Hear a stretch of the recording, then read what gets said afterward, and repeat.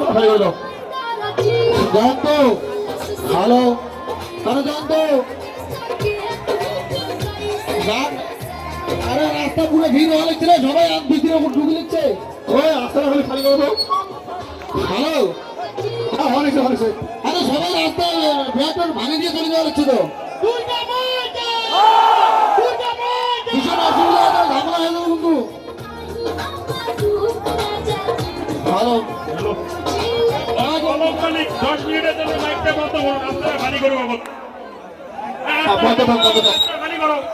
রাস্তা খালি করলে কেউ হবে না হলে হবে না রাস্তা খালি করো রাস্তা